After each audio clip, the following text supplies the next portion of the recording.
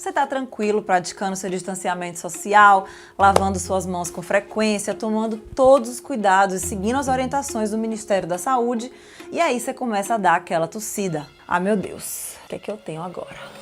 Eu sou Camila Costa, da BBC News Brasil, estou trabalhando de casa como a maior parte da nossa equipe e nesse vídeo eu vou compartilhar com vocês um pouco do que os infectologistas me disseram sobre como a gente pode diferenciar os sintomas da Covid-19, da gripe, do resfriado e da rinite. A primeira coisa para ter em mente é, no início, é difícil diferenciar mesmo. Os sintomas da Covid-19 e da gripe comum, causada pelos vírus da influenza, são bem parecidos, até porque o novo coronavírus causa um tipo de gripe. A gripe comum, que começa a ser mais frequente no Brasil nessa época do ano, começo do outono e do inverno, pode causar. Vamos lá que eu não quero esquecer nada, então eu vou olhar aqui. Tosse, aquela tosse que começa às vezes bem seca.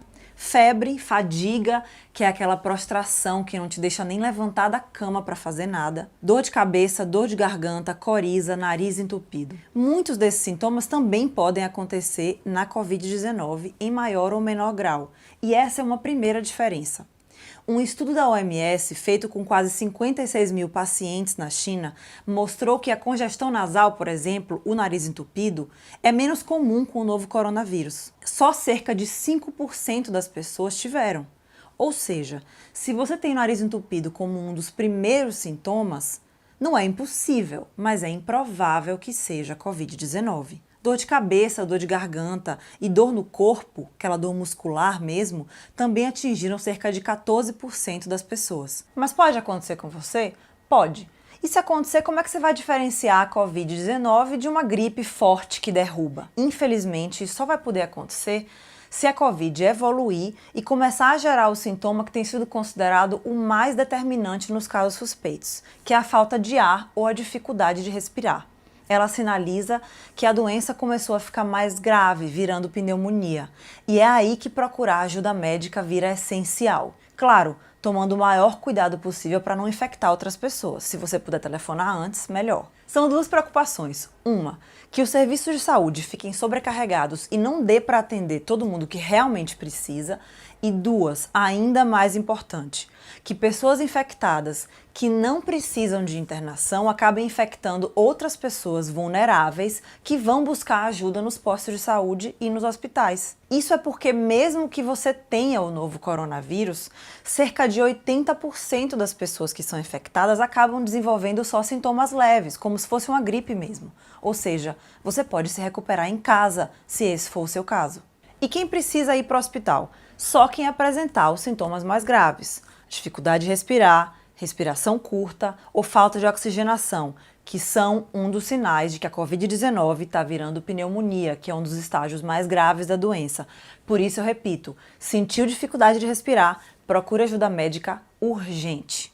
Existe também uma certa dúvida sobre um dos sintomas listados pela OMS como possíveis para a Covid-19, que é a diarreia. Dá ou não dá, afinal? Pois bem, a informação que eu levantei com os especialistas é a seguinte: pode acontecer, mas os números até agora indicam que são poucos os casos. Vou pegar aqui os dados para vocês. Esse estudo da OMS feito na China mostrou que a diarreia apareceu em só 4% das pessoas e as náuseas e vômitos em 5%, ou seja, pouco, né?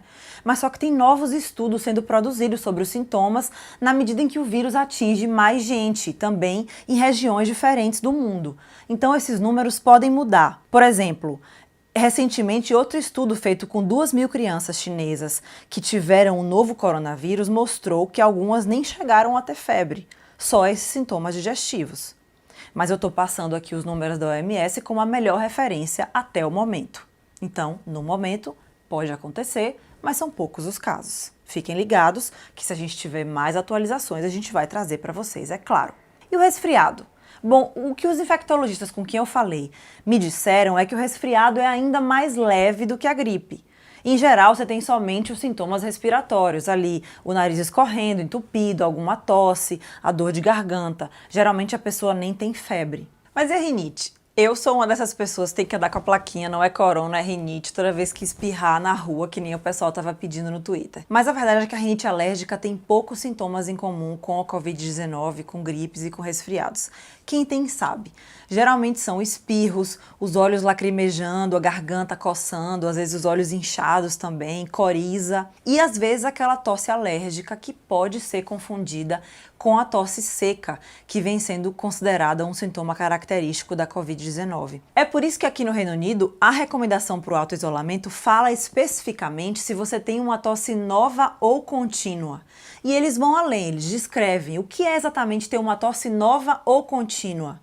É tossir muito durante mais de 1 hora seguida ou ter 3 ou mais episódios de tosse durante 24 horas. Então, olha, vale prestar atenção, é uma recomendação importante. E já a rinite, vocês sabem, é desencadeada geralmente por algo específico, como poeira, fumaça, pelos de animais, ou ali em certas épocas do ano, como primavera ou outono. Então, fiquem ligados também, é geralmente algo recorrente, diferente do novo coronavírus. Vale lembrar que em todos esses casos, a pessoa não necessariamente vai ter todos os sintomas. E no caso da Covid-19, houve pessoas que foram infectadas e não apresentaram nenhum sintoma.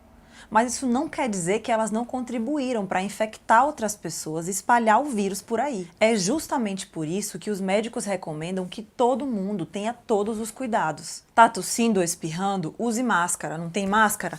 Tente usar um lenço descartável que você vai jogar fora logo em seguida. Ou tussa aqui no antebraço. Tem gente que acha feio, mas assim, mais feio é tossir na cara dos outros. E aquele microfonezinho que a gente faz para tossir? Serve pra que isso? É karaokê, por acaso? Faz o menor sentido. Tente manter uma distância de pelo menos 1 metro das pessoas, idealmente de 2 metros. Aqui no Reino Unido a recomendação clara é de 2 metros, por exemplo. E higienize as superfícies com as quais você tiver mais contato, mesmo dentro de casa, se você dividir a casa com alguém. Se você dividir a casa com uma pessoa que é idosa ou que tem imunidade mais baixa, isso é ainda mais um motivo para você ter mais cuidado. Tô falando muito mais, mas é para enfatizar. Cuidado é bem importante nesse momento. E é isso, cada um cuida de si, mas todo mundo cuida de todo mundo. Não deixe de acompanhar o conteúdo da BBC no Facebook, no Twitter, no Instagram e no YouTube. E deixe suas dúvidas aqui, que a gente vai tentar respondê-las em uma próxima reportagem. Tchau, tchau!